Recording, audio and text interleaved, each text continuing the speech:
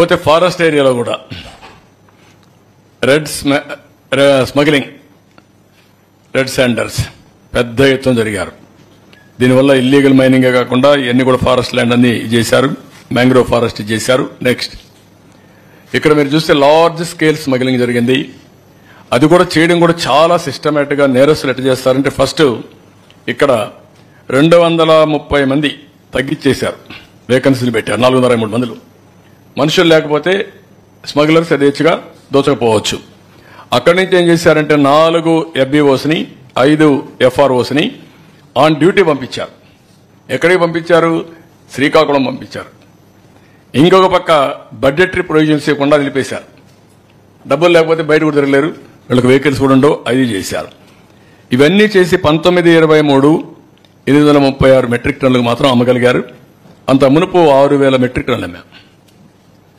అంటే మొత్తం వచ్చినదంతా కూడా వీళ్లే స్మగ్లింగ్ చేసుకుని వేరే దేశాలకు ముఖ్యంగా చైనాకు తీసుకుపోయే పరిస్థితికి వచ్చారు. నెక్స్ట్ దీని విలువ కూడా మీరు చూస్తే 440 కోట్లు మాత్రమే వచ్చినా చేశారు. 14-19 అయితే 1623 కోట్లు ఇచ్చాం, అప్పుడు రెవెన్యూ వచ్చింది. దాంట్లో 27% మాత్రం చేయగలిగారు. 1623 కోట్ల రూపాయల ఆదాయం 14-19 వస్తే 19-24 440 కోట్లు వచ్చింది, 40 కోట్లు వచ్చింది. దీని పర్సంటేజ్ చూస్తే 27%. అంటే ఇక్కడ మనం గుర్తుపెట్టుకోవాల్సింది స్మగ్లింగ్ చేయడాన్ని ప్రోత్సహించారు. స్మగ్లర్స్ కు ఒక డెన్ గా తయారైంది. అక్కడి నుంచి ఇల్లీగల్ యాక్టివిటీస్ చేసే పరిస్థితికి వచ్చారు. ఈ డబ్బులు తీసుకొని ఈ ఆదాయంతో రాజకీయంగా వీళ్ళ ఇష్ట ప్రకారం పెత్తనం చేసే పరిస్థితికి వచ్చారు. కడాన స్మగ్లర్ అరెస్ట్ అయిన వ్యక్తి చిత్తూరు ఎమ్మెల్యేగా పోటీ చేసే పరిస్థితికి వచ్చాడు. అందరినీ బెదిరించే పరిస్థితికి వచ్చాడు.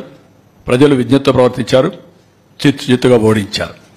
అంటే ఎమ్మెల్యే అయిన తర్వాత ఇంకా ప్రపంచానికే ఆదర్శంగా ఈయన స్మగ్లింగ్ చేసుకోవచ్చు, ఇంకా కాంటాక్ట్స్ అన్ని ఎస్టాబ్లిష్ చేయొచ్చు.